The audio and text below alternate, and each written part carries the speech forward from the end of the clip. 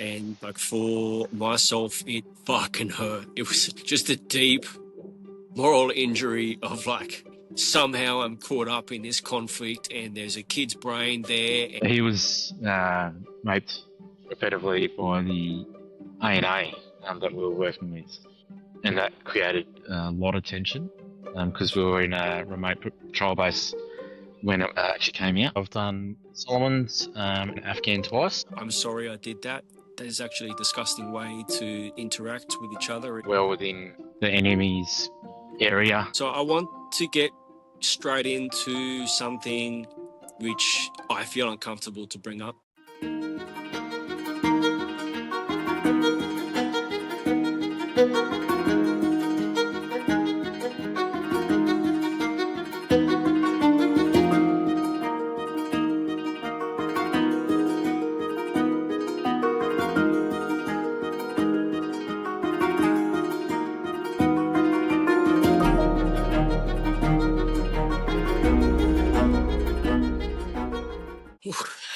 All right, welcome to today's podcast. I am Australian Viking Lex D. Reilly, and this is my podcast inviting you in. My intention here is to just share from my truth, from my lived experience, from the perspective that I have had with both challenges and bountiful abundance, where I've had the opportunity to pan for gold and to just maybe see some uncomfortable things or some inspiring things, but to share that with you. And on today's podcast, we have Dylan Robinson, who I met in the glory of Rome at an advanced reconnaissance course in the Australian Army, maybe 13 years ago off the top of my head. Dylan, thank you and welcome to the show. Thanks for having us on board, Lex. Yes, it was 13 years ago, back in 2012. So I want to get straight into something which I feel uncomfortable to bring up, but we're very different places within life's journey now. On the reconnaissance course, which is quite a serious course, it's basically, we could say the more or less the best of the best within the infantry for the Australian Regular Army that are on a course to polish up advanced reconnaissance skills for non-commissioned and commissioned officers. And that was quite a serious arena to be competing and being trained in. But to just get straight to the point with something, I remember that you and I were out on the piss one night drinking, and I don't remember so much, but I believe that we had a physical altercation. I believe that I antagonized the altercation, and I just want to say that I don't fully understand what happened. I'm sorry I did that. That is actually a disgusting way to interact with each other, even though it's this kind of alpha male environment. But I've had shame for that for a long time, and I just want to share that with you. I'm sorry. Thanks. I suppose like you deserve some clarification as well. I was in a time in my life where I was using not only alcohol but other substances to mask a lot of things that I didn't know and to deal with. So I don't believe that you were the antagonizer whatsoever, if anything. I think I was actually trying to go back to a house party after the pub had shut, and you were just telling me to, pull my head in and let's go back to base. And at that time in my life, I was very much a person that was, I want to keep drinking, and I want to keep drinking, and I want to keep drinking, and I want to keep drinking, and I didn't like being told not to. But I never did it in my own confines and my own house. I always did it at a pub or a nightclub or at someone else's house or a platoon function or something like that. Almost like was like an alter ego kind of thing. So, mate, I accept your apology. Thank you. But I also want you to know that there was a level of you just trying to help me at that point in time. Yeah, thanks. I don't remember so much. I know that I was using alcohol a lot to live proxy emotions, or live this kind of alternate reality. But yeah, that I remember trying to physically force you. I don't know if we punched each other or it was just a wrestle. I'm pretty sure that you kicked my ass. I think you've got big, strong hands. Yeah, but I had a lot of shame around that because, especially even just not remembering in detail. Are you happy to share a bit about the course and to explain some things for people outside the context of, maybe a lot of my listeners at the moment don't have a military background? Yeah, as you were saying before, we both spent a lot of time in reconnaissance, surveillance, and sniping platoon, RSS within our respective battalions. And the advanced infantry course was a next iteration of the old officer NCO recon course.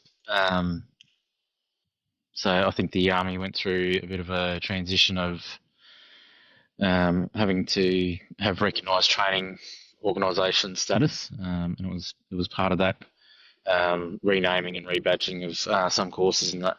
For me, it was that 2012 was an extremely busy year. We'd been on deployment, and we came back, and it was one of the first steps for me to start my promotion courses. Was doing the advanced recon course for the next rank up. Where'd you go on deployment for that one? So I That was jumped at it. Afghan. Were you in Afghan Yeah, in 2012 that before? was Yeah. yeah, I was yeah. So I wasn't fortunate enough to actually get on the trip that you went on in 2010, I think it was. Um, but I was fortunate enough to be on the trip in 2012. We took over from the second battalion in January of 2012. I want to say it was the end of July that we came home. I could be wrong, but that rings a bell. Was the end of July. So then it was a couple of months maybe, and then on the recon course, advanced recon. Yeah, yeah. So we had the month stand down after the 2 weeks admin period back on in barracks. Month stand down, and then I had a lot of leave built up. So I think I took about 6 weeks, and I got the phone call whilst I was on leave to either do sub two for sergeant, which was running concurrently when we were doing the advanced recon course, or to do the course that you and I were both on. And at the time, I was living and breathing reconnaissance work Yeah. and that, so I jumped at it. It was it's quite funny actually. Like I never saw myself when I first joined going down that path. I wasn't that extremely well motivated as a private soldier, especially within barracks and that type of thing. I operated well. It wasn't until I think it was my second deployment that I really pulled my finger out and started getting into it kind of thing. Yeah. Ending up in recon and being a patrol commander in recon was like I didn't see myself doing that. But it's something I wouldn't say it's a huge part of my identity, but it is a part of it, and especially I suppose a big part, especially through that military career. Could you just expand on what it means to be within reconnaissance? What is that? So I won't name names because a few of those boys are in the SF world or have been. But I remember, my first battalion was 1RA, the first battalion. So I was posted there from Singleton, and I remember getting to the battalion, and I was posted into 12 Platoon Delta Company, which was the closest platoon to support company at 1RA. And it was in the new lines, so beautiful new lines. And the closest platoon to 12 platoon was Recon. And the patrol commanders that they had at that time were just they were the demigods of the battalion kind of thing. It was a period of where sport and long exercises were the flavour of the army because we weren't on many deployments as a regular army. Obviously, the SOCOM world was very busy, and I suppose over nearly a 20-year period, they were extremely busy. But as a regular army, we weren't as busy, kind of thing. So sport and large, very long exercises were the flavour. And these guys just excelled, and they set the not only the standard but the professionalism that I saw as a young digger. You would just see that anything from providing their own personal camouflage to their equipment and that type of stuff. Like it was just a step above the rifle companies, and it was a step above a lot of the other support platoons within support company as well. Each obviously has their own specific role and that. It was funny, I know that I joke around with the section commanders from other platoons and stuff like that when we're in recon that our course is the only course that isn't a weapon or a equipment course. It's it's a skill that you need to learn. And then through that learning, you either become qualified to demonstrate that you have the attributes to then progress further on with learning the skills, or you don't. And then you have to redo the course. Yeah, so it's not like going outfield and learning how to set up a tripod or a 50 cal or something like that. A certain level of art to it and mastery, but yeah, Can you it's can you learning the bring it down skill to and something learning really how to specific? try. Like, let's say someone that has no idea about the military. What is different with a Yep. reconnaissance soldier compared to a standard infantry soldier? So a standard infantry soldier will work within his fire team, which will then work within his section, which is usually between 8 and 9 men, or women these days as well, who is a part of a platoon. And there's 3 sections within that platoon. So a platoon is about 30 odd blokes. Yeah, 30, so 27 fighters and 3 platoon headquarters staff.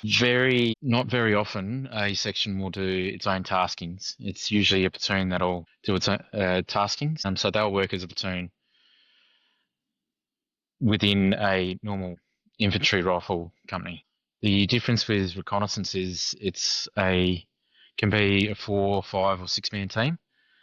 Depending on the task, which is usually derived and brought down from brigade level and then is passed down to battalion and then, it's carried out from there. But I think it's something that is quickly forgotten. A reconnaissance platoon is a brigade tool, not a battalion tool, and it's there to actually get information for the brigade headquarters to then provide taskings for battalions and rifle companies and that. So from there, the So original if I just kind intent. of expand a bit on what you're saying, so a reconnaissance patrol, which can be 4 to 6 men, that is a more autonomous team, and they will usually be operating from a higher level of command, from a higher level task. A brigade is higher than a battalion. So a battalion could be an infantry battalion, but a brigade might have 2 infantry battalions and an engineer battalion, and they're looking at higher level strategy and high level thought process compared to just within the battalion. That question, because the teams answer questions, not just a particular individual person. That question gets passed on down through the departments, and it gets given to the best capability to answer that question. In some cases, it might be a drone. In some cases, it might be a sniper team. In some cases, it could be a reconnaissance team. And then in this case, it's a reconnaissance team. So that question comes down to the reconnaissance team. And I just wanted to interrupt you there to give a bit of an understanding for people that are looking at this from outside of military terminology and they won't know a brigade or a battalion. Thanks for letting me Yep. interrupt. Yes, I suppose the original intent of a reconnaissance team was to work forward of the operating area, so well within the enemy's area and scope, because the whole idea is to actually get information on the enemy. Then higher level officers can then build a intelligence picture. So how, if you can just kind of shoot like a bit of a sniper on this one, how can the mission differ from a reconnaissance team, a reconnaissance patrol, in comparison to an infantry platoon? Well, I suppose an infantry platoon is an offensive weapon. It's an offensive tool. Very, very seldom is it used as a information gathering tool, whereas a reconnaissance team or tool are there to gather information without being detected. Otherwise, the game's over from the start, kind of thing. So I think that's probably the biggest thing, is that the Yeah. whole purpose and intent is to be gathering information without being detected. Yeah. And I'll paint a bit of a picture there. So for a reconnaissance patrol, like Dylan said, you're forward of the forward edge of the battle area or the brigade area or the battalion area, depending on the task level, but you're basically forward, and you are generally expected to be in closer proximity to the enemy than to anyone else. And remaining undetected is kind of the best means to remain alive. And so the reconnaissance operations, the teams are generally high functioning elite soldiers with more time and experience under their belt than your average 4 to 6 soldiers within the infantry platoons. And then the tasks might be to go out for 3 days and assess infrastructure or watch enemy movements, or watch pattern of life. Is something that we did in Afghanistan, was establish pattern of life before a higher level. I'll reword that, before a team of cavalry and infantry moved through the valley. So when I was in a sniper quad in Afghanistan, one of our missions was to go out. It could have been 24 to 48 hours before the rest of the guys came through, the infantry, engineers, and cavalry, to move through the valley. And we were there to observe what was happening before the local population knew that there were operations coming, and then how they changed their behavior based off what the other parts of our team did. And that becomes useful data for developing an intelligence picture. We observed, for example, was like a letter drop. So when the Overwatch came through, and that was the cavalry and some engineers, and then we saw the pattern of life change, and something that was really interesting to watch was a letter drop. So there was person number A goes up to a particular section of the cemetery, puts something under a rock, and then they go away. And then X hours later, someone else comes up under that rock and picks something up. And it's only because in these reconnaissance roles that basically you are sitting somewhere very physically uncomfortable, just watching and observing what's happening. And snipers had done an amazing job with that in Afghanistan, even like writing down what time the donkeys make noises until at night. So then you can really plan a mission in detail, like, because you can understand really what the nature is doing and then what the human terrain is doing. And how that is important is like, if you're going out on a night patrol and you know that most dogs stop barking at 10 o'clock, then if you're out patrolling at 1 o'clock in the morning, the people that are sleeping, the Taliban and the locals, when they hear dogs barking, the men are going to be more attuned, and maybe even the women, because they're in such a hostile environment all the time. But basically, the people there will be more attuned to the dogs barking outside the normal hour of their behavior than if you're patrolling before 10 o'clock. And stuff like that is really surgical information sometimes, but thanks for letting me chime in on that. I think that's really juicy, and I want to kind of go in the direction of what was hard for you to stomach from Afghanistan. Wow. There's probably a few things, to be honest. Yeah. To paint a picture, it's a very brutal place. I remember I first went there in 2007 on a Wow. deployment as a security task group for an engineer battalion to start doing the reconnaissance Just quickly, and please, set how up of many the deployments have you done, and to what places? 3 deployments. Yep. So I've done Solomons and Afghan twice. I did an exchange to New Zealand and a training exchange to New Guinea as well. Yeah. New Guinea, that must be interesting. New Zealand. That would have been fun. But yeah, I interrupted, so let's go back to Afghan, please. It was like stepping back into a Bible story or something like that. Yeah. Seeing people live in places that are carved out of hills or mud brick houses. Watching them make the mud bricks. Mm, Seeing, I suppose, how it had changed so much from the 70s, because it was actually like a bit of a thriving place in the Middle East. mm, In terms of Kabul and Kandahar and stuff like that. But where we operated in Charing Cross was very much a right in the middle and heartland of the place kind of thing. So it was a very traditional area. So that threw me pretty much straight away, kind of thing.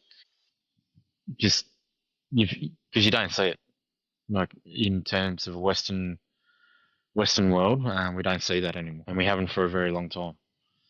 like just the not to say like it's primitive, but almost the Bronze Age kind of lifestyle, you mean? That and a very simplified lifestyle. I think we very much overcomplicate a lot of things. Yeah. But there, where we were operating in, is it was more about everyday survival of Mm, providing for their own respective families and that, compared to the things that we complicate life with in the Western world. Yeah, so I suppose where I was going with that was the brutality of life and there. Life for a young girl is currency over mm. there. Same with some young boys as well. Yeah. Yeah. And Can you just open up on that a bit? yeah, so it's I suppose it mightn't be a widely known thing, but it was very much a widely known thing throughout the different militaries of the world that operated in Afghanistan and during that period. A thing called a chai boy, which was usually a young, quite young Afghan boy that would be used to serve chai, tea at different engagements and that type of thing. But also that young individual would also be sodomised by the men of that where they were, which is quite a known thing and a hard thing to not intervene with, Mm. especially as a young private like you. And even at that time, we thought we were very ethically superior to them with certain things and that. But yeah, that was a very hard stomach. I Was suppose there like there's also the key experiences there with the chai boy that were uncomfortable for you, where maybe, let's say, things became more obvious? Because from my experience, there is this, yeah, like if I just talk about it totally honest without caring about the political correctness of it, I was had it explained to me basically that boys are for pleasure and women are for breeding. And there is within this subculture sexual extortion of young boys, but it's a cultural intricacy that is sometimes behind a very thin veil. But did you have like any like really close, uncomfortable encounters, like when you were sharing maybe compounds or searching or anything, like just where you really had to turn a blind eye and you felt kind of crook in your stomach, something like that? Or was it more the um, implications of understanding the culture? I did, but not proudly. I suppose we all turned a blind eye to it, and that's the reality. From company commanders all the way down turned a blind eye to it. Whether that was under the guise of this is their culture, which I still question. But I suppose the one that stands out the most was we did a lot of work around the governor's compound and stuff like that in Tarancot and that first deployment, and there was a few of those young lads there. Mm. And we used to get one of them used to go out and get us the naan bread from the market. Yeah, and then I suppose finding out, what their not their role, but I suppose what they're subjected to when we got back to the base. Yeah, it made me feel very sick. I suppose it wasn't really until the second trip we had a very young interpreter, so an Afghan national who was speak very good English and write and read. He was raped repetitively by the A&A that we were working with. Um, we didn't find out until probably about halfway through the trip, and that created a lot of tension because we were in a remote patrol base when it actually came out. But I'll really take my hat off to my platoon commander and platoon sergeant who really stood a staunch line on that. I don't know what the end result was, but they stood a very staunch line on that and basically sectioned off our whole area at that point. And yeah, I don't think we actually did another patrol with them. We pretty much packed up and left the next morning. Wow. And that was a gang rape situation. Yeah, it was. Yeah, And that had been a recurring thing happening, right, until you. it had been, and the lead interpreter that we had attached to our mentoring team was a US citizen who was an Afghan US citizen. Explained it when we got back to our main patrol base Mm. that he was he wasn't Pashtun, so I think he was Uzbek. So it was like a dominance thing that they were subjecting him to. So he tried to pass it off as that, and I remember saying to him, "Mate, I don't care if it's a fucking dominance thing or whatever. If we see that happening, I'll shoot the fucking next bloke that does it." Yeah, so I think they transferred him to Tarancot, and he worked within the headquarters element after that, young interpreter. But yeah, that was probably the one of the hardest things I had to stomach over there. Other Yeah. than you've got the innocent kids and innocent people that die as part of war. It's a natural byproduct of conflict is casualties. Is my thoughts anyway. always hard to reason with. But I remember someone saying too, it's not ours to rhyme or reason with; it's ours to do. But I also feel like we've, as a defence force, I suppose, have let down a group of men in that retrospect because they were doing what they were rhymed to do and are now having to stand in front of a judge for that kind of thing, which I don't agree with. But yeah, so it's a tough one. Are you happy There's to unpack some of the details of like innocent casualties? I know they can bring up some uncomfortable stuff, and like for myself, it fucking hurt. It was just a deep moral injury of like somehow I'm caught up in this conflict, and there's a kid's brain there, and I don't know if he's going to live. Um, and I feel powerless to help, and all of this, just this swirl of stuff. And it's like, we're here to protect people, but the Taliban did this to prove that we can't protect people.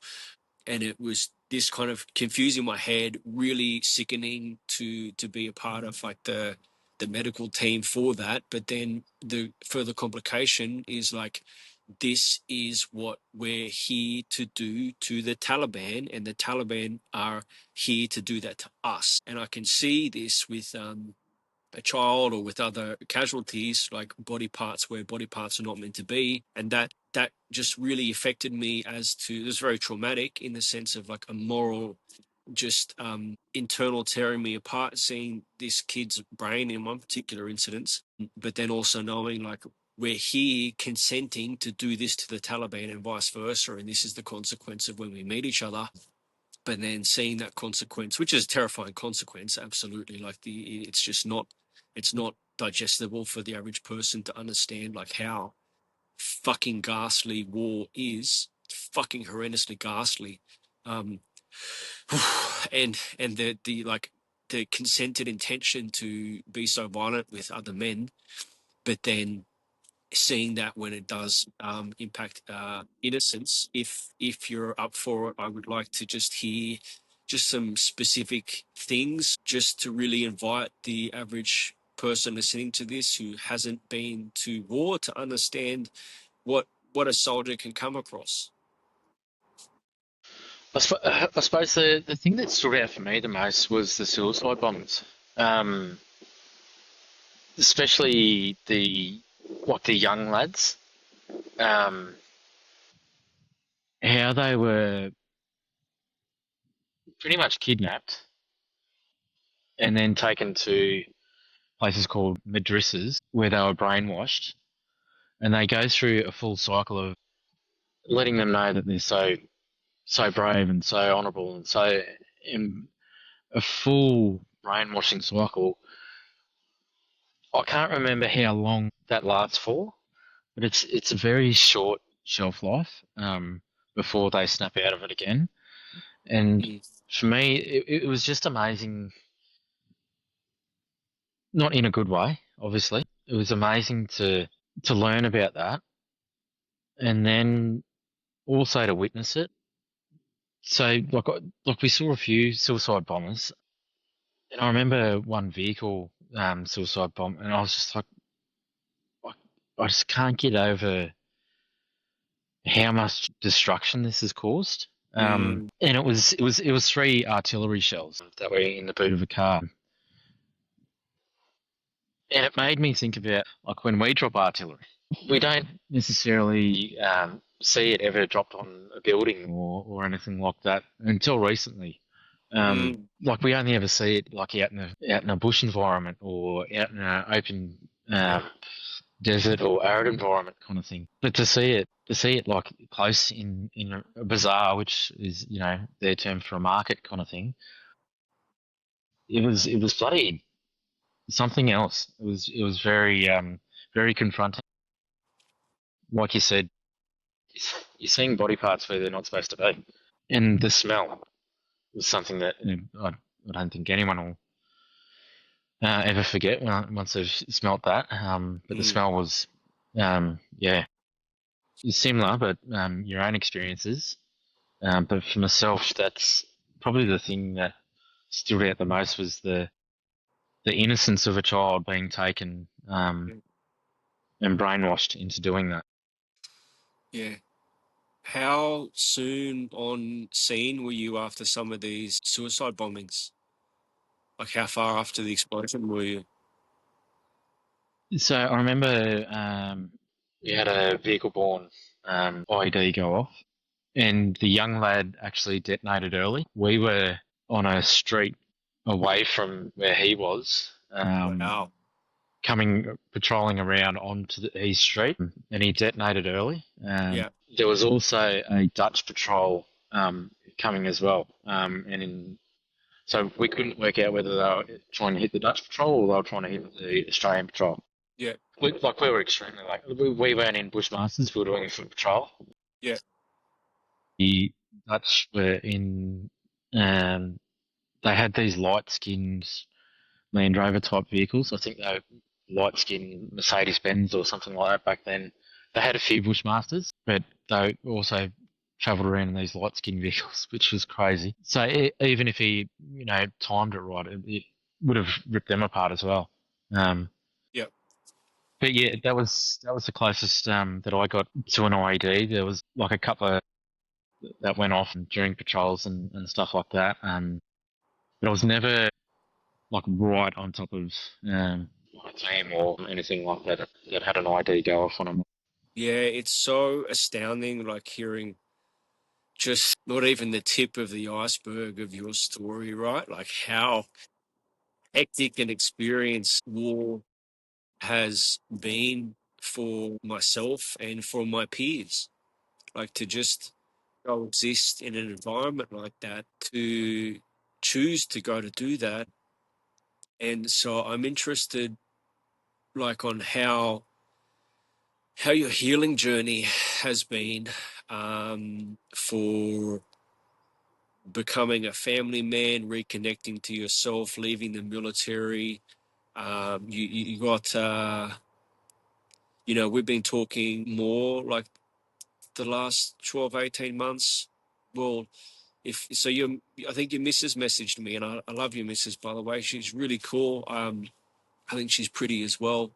And I like her style with what she shares on Instagram with like her Indigenous business, and she just seems like a funny lady. But she messaged me on your behalf, basically saying, "Hey, Dylan's interested to come out to the Arctic on one of your expeditions in the winter. That's something that speaks to him, maybe at a soul level." And I just felt like I was really able to communicate quite well with your missus. And then that for me was this reflection of like, all right, well, we seem to be on this similar wavelength with life and nature and the quest into knowing ourselves. And then obviously I'm having an assumption that she's in your life, and we attract partners that are our energetical equal. They're always a match for us, especially at a trauma level. So then I'm thinking about how your journey is, but I'd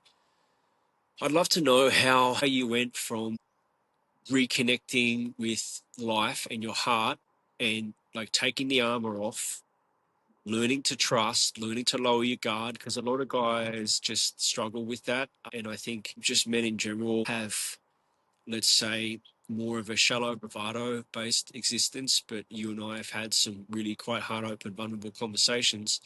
How did you manage to get to where you are with this level of emotional maturity, with this vulnerability, with this openness, with this meaning, and like just on the quest to understand things like femininity or softness, because you're a tough, strong man and you got big, strong hands and you got this long military career, but you have become like emotionally sophisticated and you have a spiritual relationship with nature.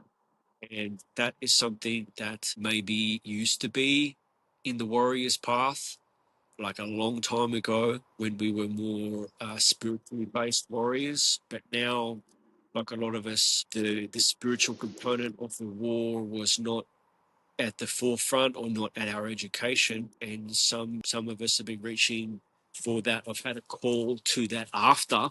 war, losing our identity, or being pulled into alcohol, or having some near misses with suicide or violence or whatever. How did you get to the space that you are now, and where are you now? I suppose I'll just touch on a couple of different things that you raised there. I suppose the nature, being connected with nature, and that I suppose came from an early childhood of we grew up. I've got two brothers, two older brothers. One for me was my first superhero kind of thing, and still very much is. And one I disconnected from a long time ago. But we spent a huge portion of our childhood time either in creek lines, running around paddocks and trying to build tree houses, or trying to spear eels in the creek, or just trying to do things that young boys do, and young children do, which I suppose these days is very frowned upon. I suppose people look at it as, oh, these kids are up to no good kind of thing. Yeah, it's like what young boys did, isn't it? Yeah. So I suppose the connection with nature and that started then. It only it only grew more and more, I suppose, as life went on. It may sound sadistic, but I actually quite enjoyed difficult field environments to operate in. I kind of fed off other people being very disgruntled and off it kind of thing. It gave me energy. So I quite enjoyed those environments. You fed off the suffering of your fellow soldiers. In a way, yeah, it's terrible, isn't it? Yeah. Yeah, I was the same. It just really fed my ego. I'm like, I'm going to be harder than you. You weak ass. Yeah. So when I got out of full-time army, I moved to Alice Springs with my then wife and son, which I enjoyed to a degree, but like I needed to be closer to water.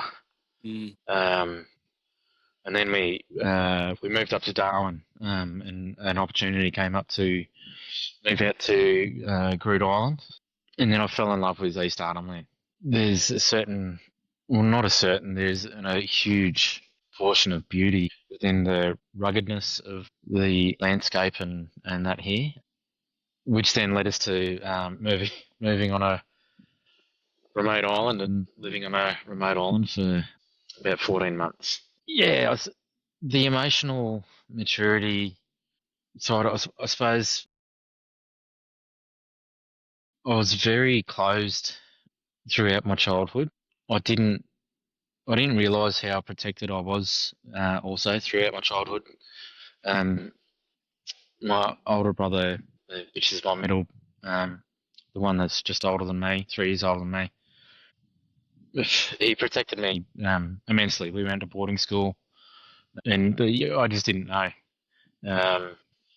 the level of fathering that he provided for me indirectly and directly, and then throughout my younger adolescent life and young adult life as well.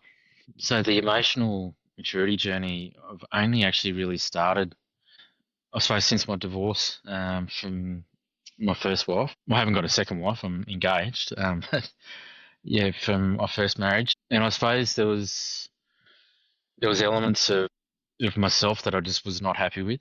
There was elements of my marriage that I wasn't happy with, but more importantly, I wasn't happy with my actions. And it wasn't until I started, I suppose, reading more about owning your actions that I actually started to see that there's a level of comfort within that, but there's also a level of vulnerability within that as well. I'm still very much on a journey of trying to learn who to trust to be vulnerable with, because not everybody is safe to be vulnerable with. Mm. But yeah, it's I think it's a continual journey. If I'm honest, I don't think you're ever complete, and I don't think that you are supposed to complete it either. I think it's something that you got to continually keep on moving forward with. But then the hard thing that I find with that is also the reality of not getting stuck. I feel like a lot of people get stuck within these emotional maturity cycles and then forget that there's actually real life responsibilities out there as well as real life emotional maturity.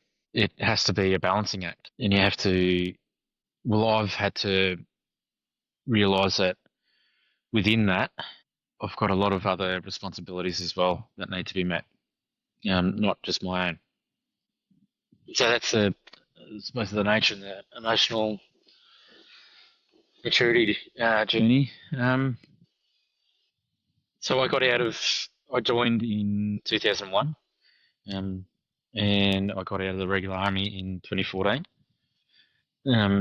I had grand aspirations of having a fruitful soiree within the reserves. I got there for the first parade night, and I had a reserve sergeant bellow down at me about wearing a beret, which I was told to be there and dress of the day. For us, it was with a beret. So that kind of sealed the deal for me. I handed in my documents, and I never went back. Um, and I was discharged from there. Yeah, so like that was, I suppose, a better way to go. But in saying that too, like I joined the army to be in the army, not to be in the part-time army. Hence the reason why I got out. It was what I thought was time to get out. I'll just chime in on that.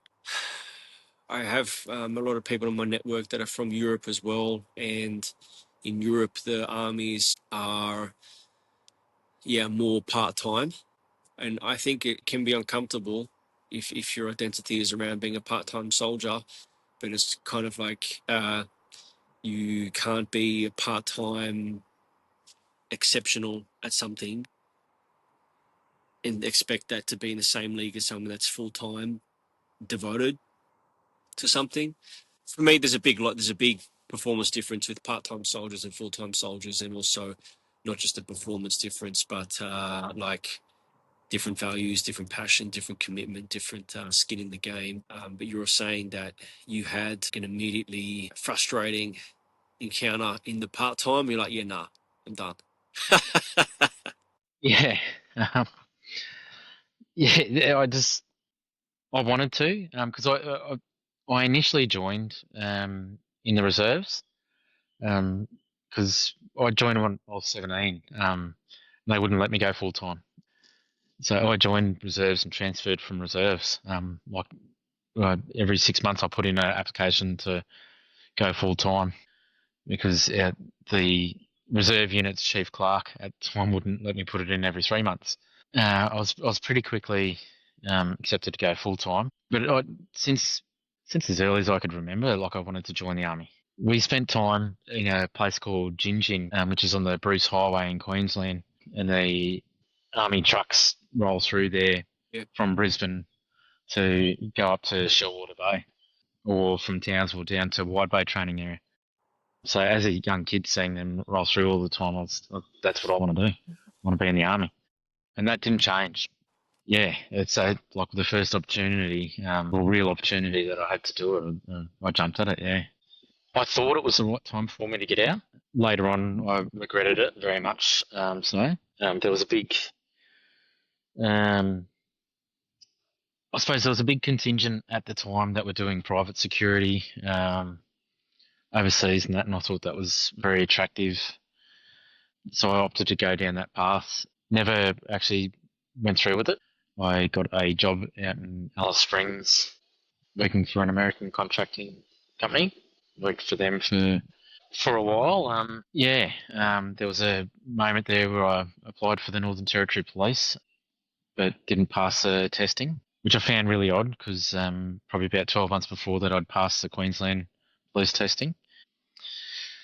Is that a bit of an ego blow? But yeah, looking back at that, I'm actually happy that I didn't get accepted. Yeah.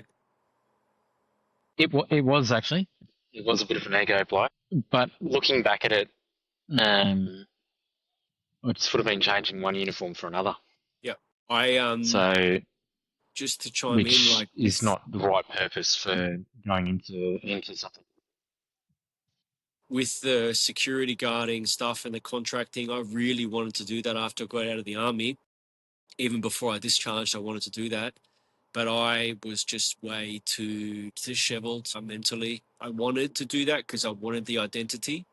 I wanted the purpose. I wanted a workplace where I knew how to be good. I didn't want to have to reinvent myself.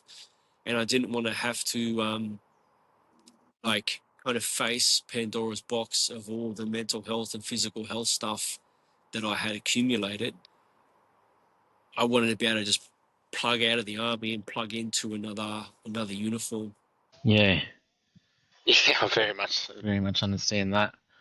I suppose throughout that period too, as you would remember, I was a very heavy drinker throughout my whole military career, Mm. and afterwards, up until about 5 years ago, I had a lot of underlying injuries that I was self-medicating with. Is that And why you were I drinking? suppose I had youth. I drank a lot because it was what was modelled as a young child to us. It was, I suppose, the culture of many parents back in those days. That was the social norm for a lot of Yep. families. Yep. Um, Ours wasn't very different. My mum worked extremely hard um, to provide for us kids and that. And the one thing that I could never fault with my dad was his work ethic. He had an amazing work ethic, whether he was hungover, still drunk, or sober. He was working. It was work time. Yeah. He was a very hard drinker and hard on himself as well. Yeah. So my wife at the time was a very hard drinker as well, and same with her family. Yep. So it was just the normal, and like a lot. It was almost like it was a competition every time. Yeah. So Carton a week, a bottle a week. Did you have like a carton a session? What's what was yeah. your So burn look, rate? mate, a carton a session wasn't like between probably one or two people kind of thing. It wasn't an abnormal thing. Um, Yeah. I can remember going out in the valley or in Townsville and stuff like that, and being at the boozer beforehand, and just drinking as much cheap alcohol as possible, and then going out and drinking vodka and lemonade or vodka and Red Bulls or Mm. like it was just a soft drink. Yeah. Um, and before you realise it, you've drank 10, 12 of these things that are wildly wildly bad for you, but you're not mature enough at the time to realise otherwise. Did you And I know suppose though? there is a certain level of a kid being a kid, having fun, blowing off steam. Um, Did you have an awareness though? Like I always knew that what I was doing wasn't good for me. I didn't know any other way.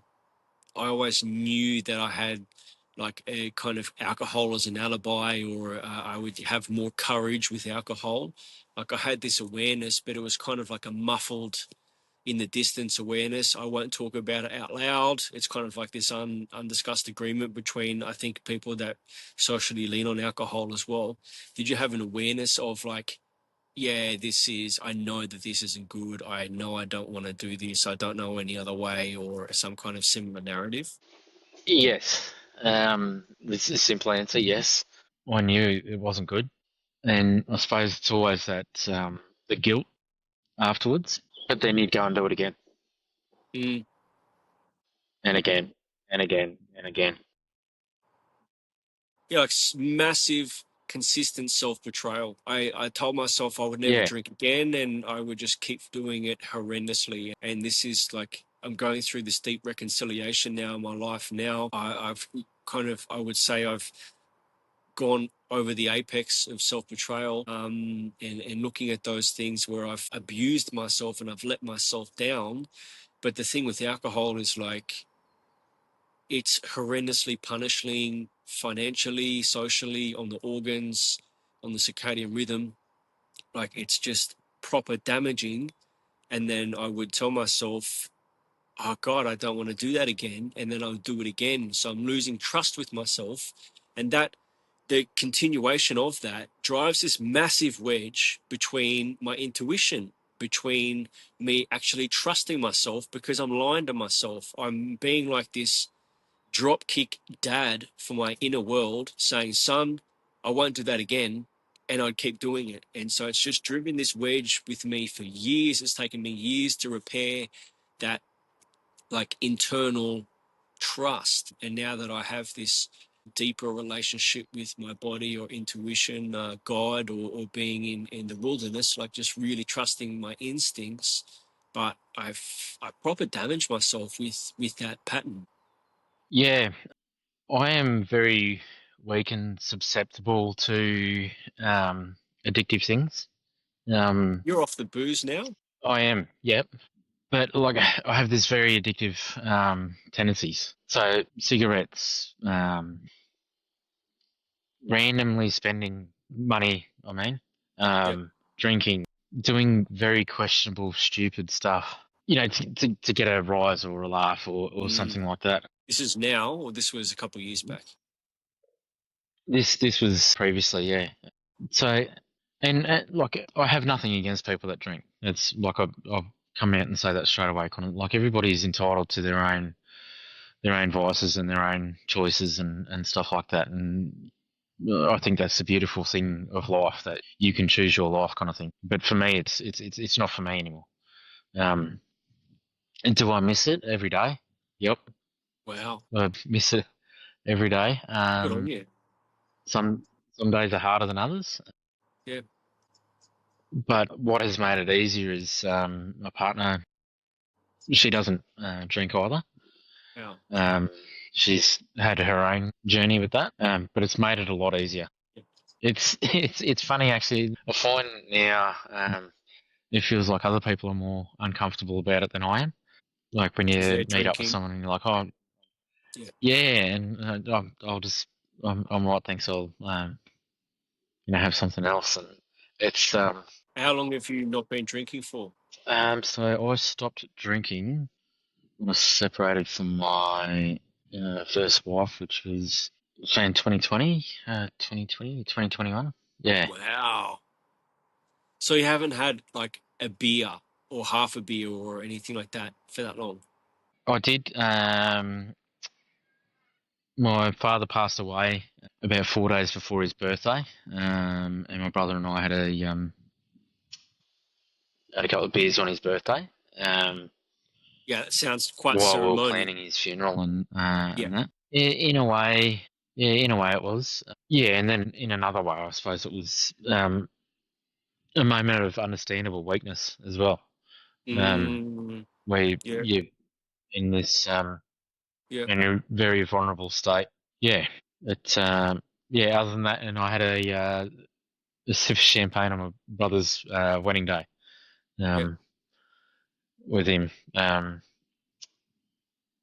which was quite a meaningful. Quite a meaningful moment, actually. It sounds pretty bad, actually. Like I'm talking about me not drinking and talking about a meaningful moment out of it. My brother actually had a toast with myself and his boys. It was his second marriage before all the guests arrived and stuff like that. And he actually acknowledged, thank you for breaking time with your vow here with not drinking and actually doing something that is meaningful to me, kind of thing, with this Yeah. toast. So it was actually quite meaningful. I suppose the acknowledgement from someone that I supremely admire and love and respect so much, to be able to acknowledge, I suppose, the struggle and the journey that I'm trying to be on with that. It's yeah, I won't say that I'm physically any better, because I swapped alcohol for sugar. Mm, I consume a lot of sugary, and drinks wow. and stuff like that now. Yeah. Which I go through ebbs and flows.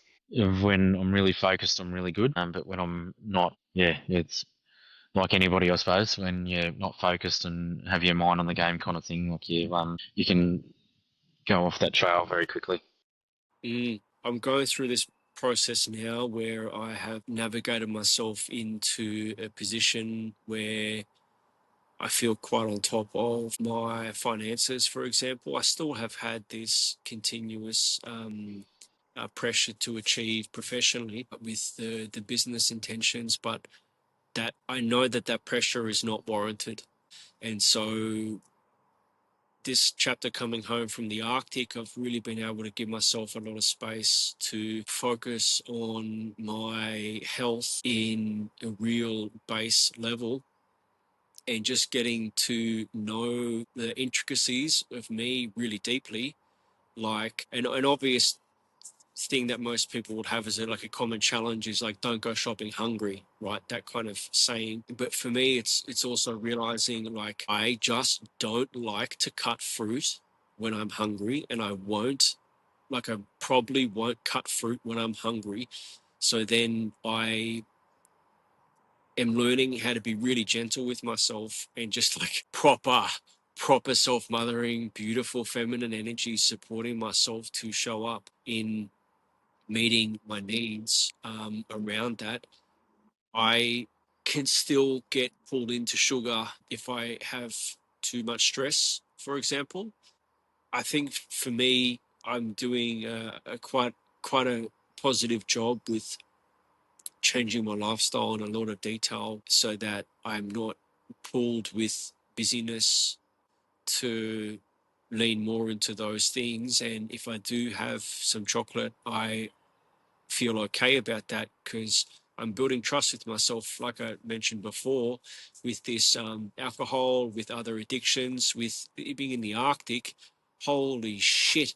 When the sun was going down, because like 6 months of the year, or it's actually more like 4.5 months of the year is too dark for my health, and 4.5 months of the year is too bright for my health. And by mid-October, with we call it Mercatide, dark time, it's proper dark in the Arctic. By mid-October, the sun is so low that it's like my brain can't understand that there is a day and a night, and there's not. It's just this kind of slither of twilight, but it's so low. My brain can't anchor when to sleep, and I just feel lost. And then I would go through these cycles of compulsively walking into the shopping center, coming out, eating an ice cream, having 3 or 4 ice creams in my pocket, just like a bratty kind of kid because I'm an adult and I have the power to choose what I do with my money. But then when my brain is so compulsive like that, it's not free choice, it's biological warfare. and I my yeah, it would just be hard for my body. And I had some fear around like, shit, is this going to be a permanent habit now?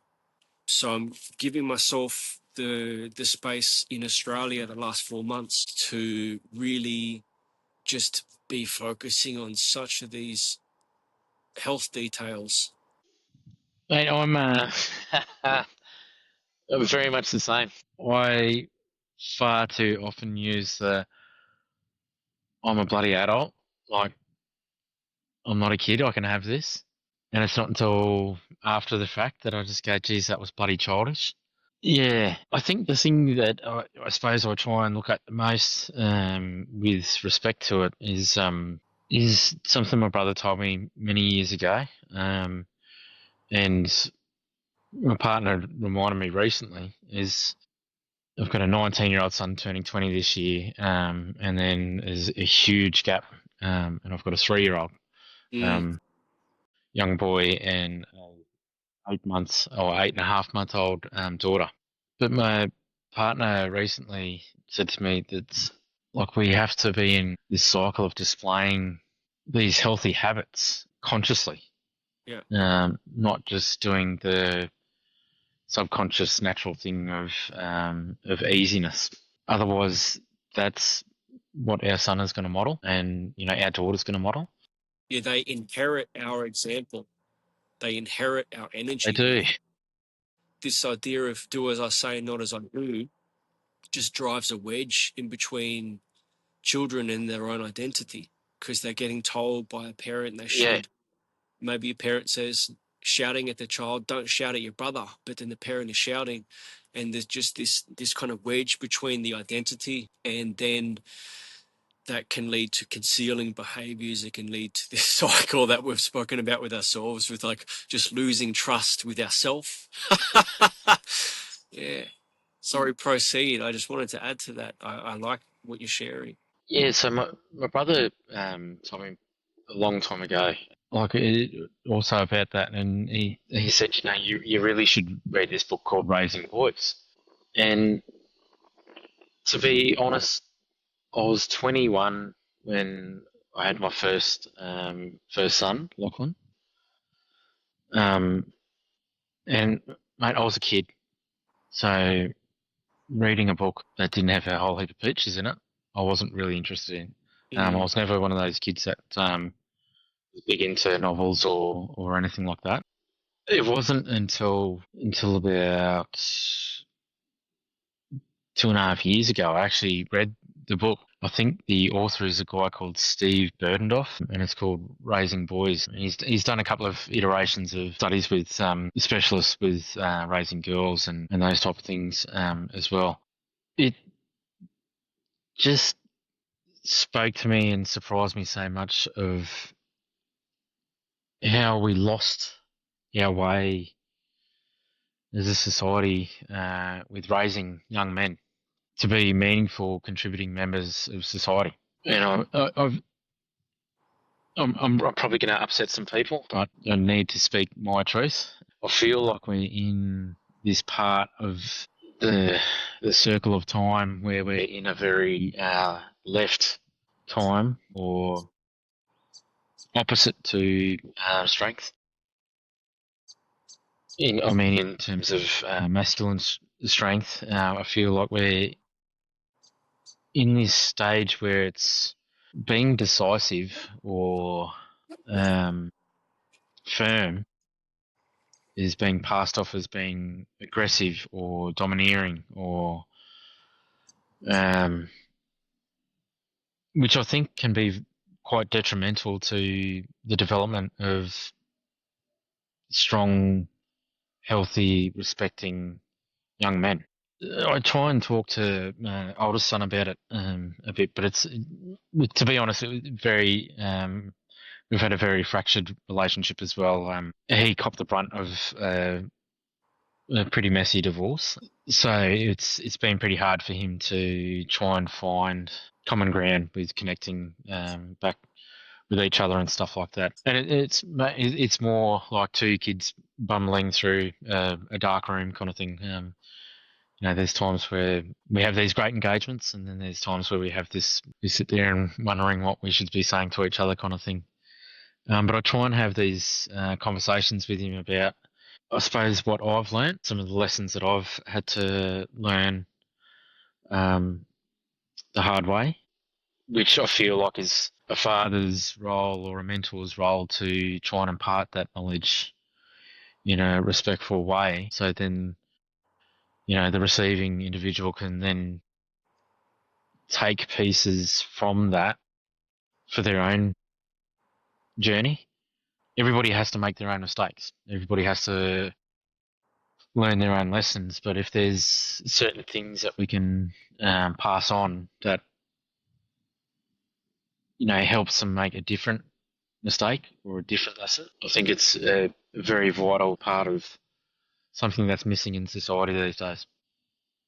So yeah, so reading that book, you know, then put me on a bit of a journey of reading other books about what we used to do as, you know, societies and stuff like that in terms of, you know, even welcoming adolescents into young adulthood. I think, you know, it's now we pass it off as an 18th birthday party, which is mm, majority a piss up, um, yeah.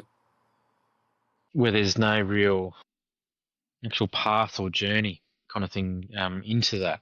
And we give a lot, and I'm probably one of the worst for it. reward without thought. We just give. We're so consumable these days, whereas things were very meaningful. Presents were very meaningful, and rewards were very meaningful. I worry about that a lot, probably more than I should. But if I don't, who will?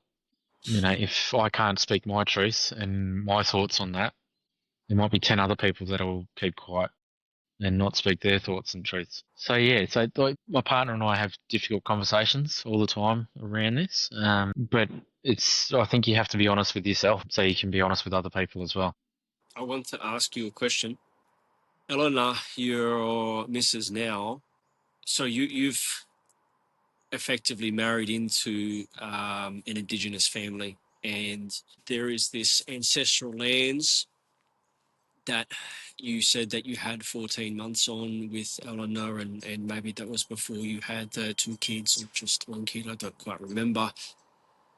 But you spoke to me that time was really healing for you and also quite powerful for you guys in a relationship.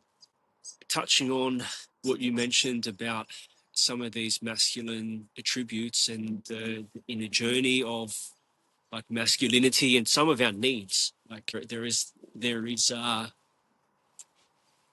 instinctual needs, like we need certain things for our emotional, mental, psychological development, and that's different between the genders. I I was meant to be up at that island there with you now, and I didn't attend the trip because of some physical discomfort I'm going through with my rehab.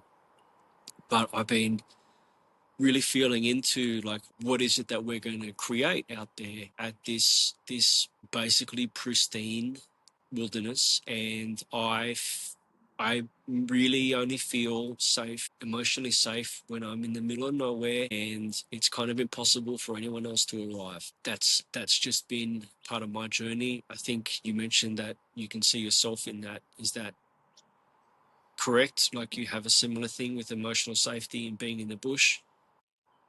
Yeah, I find it a lot easier.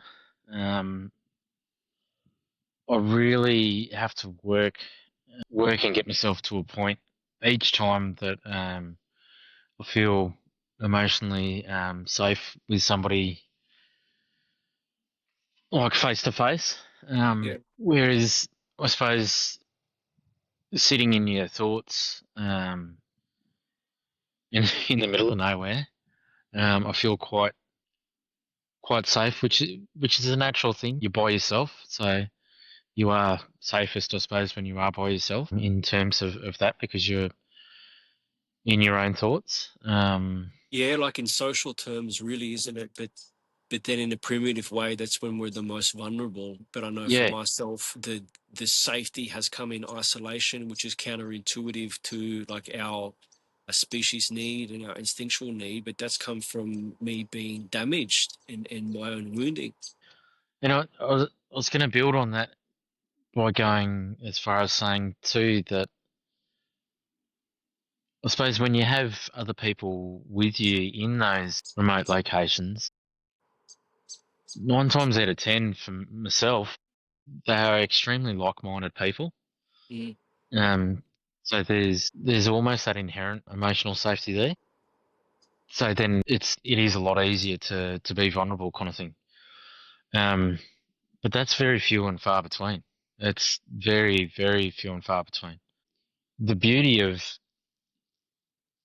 where I got to spend a lot of time, or that 12 to 14 months, is there was my partner, yeah, 6-month-old son when we first moved out there, and her grandparents. That was it on the island. On a good day, it's a hour and a half trip back to town via boat. On a bad day, it can be 6-7 hours, Yeah. or it's a helicopter flight, which is extremely expensive. So we spent our growth time with a new child in isolation. Mm. Wow. After the world isolation of a pandemic. Yeah, But I look back at it and I don't see it any different to how we used to live 500-600 years ago, yeah, um, which we probably have lived like that for thousands of years. So in a way, it's more natural than what we do today. 100% agree.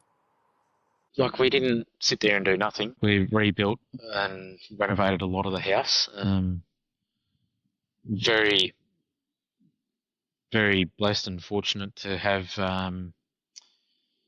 a good mate of mine come up from Phillip Island to help with that. My brother and his two youngest boys also came up and helped as well. But I think that speaks volumes to the people around us as well. That they would come out to the middle of, well, not in the middle of nowhere, on the edge of the Australian coastline, and then 50 kilometres off that as well. It's Jurassic Park. Like, my understanding of the place is like Jurassic Park. Yeah, there's some big crocodiles, some big sharks, big fish. But spending that time up there, I'm not going to say it was magical and beautiful all the time. There was some really hard times there, Mm. where you're not agreeing with each other and you're just not gelling at all, kind of thing. And it's hard. It's very uncomfortable because there is no one else. There is no cafe to go down and have a circuit breaker. There is no takeaway shop to go and comfort eat or anything like that. You have to face your uncomfortable reality and be vulnerable and open up and deal with what's in front of you. Yeah, I really like the idea of taking out, at least initially, men's group and probably just having like a knife, a stainless steel water bottle, and underwear, literally, and really starting like from scratch with that, and part of it is to develop that relationship within ourselves and meeting like our demons, and I don't see it as fighting our demons. And like what you mentioned, when you can't go maybe seek to be socially rescued from someone, or you can't go to eat your emotions at a cafe, and you're in that situation with your partner who is a mirror. Like I mentioned before, we attract a frequency match for where we're at. But I think an amazing thing to be on an island like that, where you just invited into, hey, this is my life, this is who I'm with, this is my partner, and to navigate some of that discomfort that is in really heart-led relationships is fucking uncomfortable stuff, because it's a reflection, it's a mirror, it is seeing childhood wounds, is seeing maybe habits in your partner that you didn't know existed, or they pissed you off the same way your mum pissed you off, I don't know.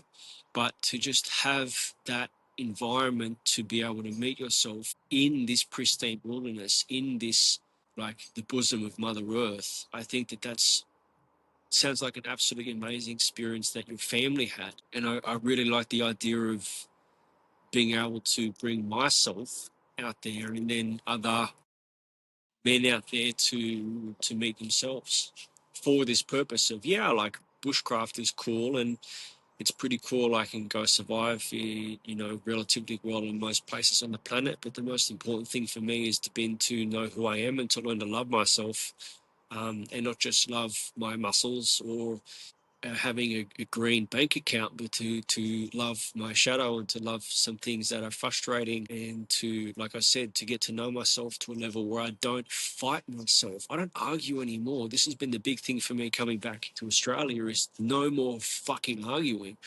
And if I don't want to cut fruit because I am hungry, I just accept that, even though it doesn't make logical sense. I just accept that emotion, but then I learn how to really navigate myself, and then I cut fruit proactively. It sounds like a stupid thing, but just the patience of that took me weeks to kind of look at in the home, and then to really know myself so deeply now that I can just be calm and at peace. But you and I have had these very confronting experiences in war and also in the social side of the military, and we both had divorces.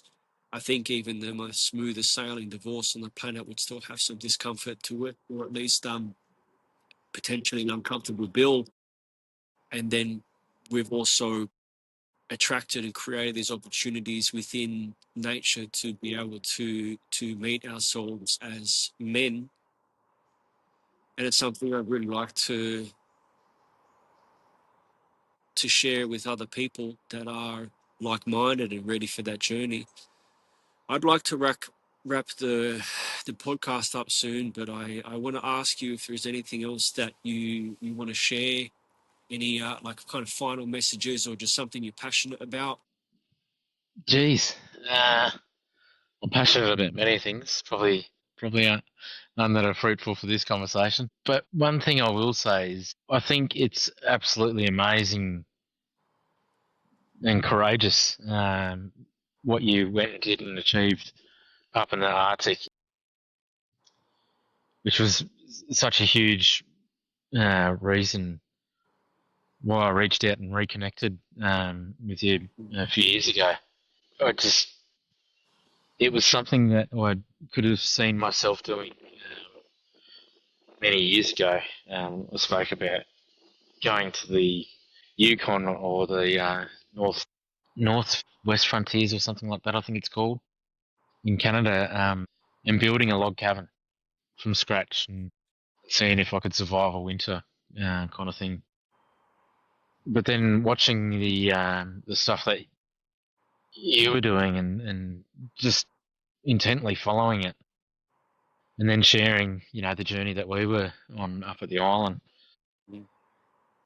I think it's amazing that the documentary's been captured, and um, your story's being told in that way. Mm. So thank you for having me on board, and I just want to shout out to you, mate, that what you're doing is very meaningful, and there are people out there that take it as a very meaningful thing, and want to be a part of it. Yeah, thanks, Dylan. I really appreciate that. I respect what you say there from you. Thank you. So we'll conclude this podcast here. Thanks for listening the whole way through. Please subscribe to my podcast, and if you haven't already, follow me on YouTube and Instagram, and don't be shy to express your interest to come on some transformative journeys into the wilderness, either in Jurassic Park with Dylan, or in the Arctic. Maybe we'll get Dylan up there at some point in time, but I'm quite excited about discussing further with you, like one on the personal level with the emotional safety that you and I have created with each other, because that's I want to expand that in my life. That's a really important thing for me, to have men that I can come to with my delicate emotions, and I can communicate how I want that met, so I can be vulnerable and fragile and still communicate with men in my life. So thanks for stepping into that, and I appreciate what's growing there between us, and then also to support other men on that journey, inviting them into themselves through conversation with us. So thanks for listening, and that's it from me. Back to you in the studio.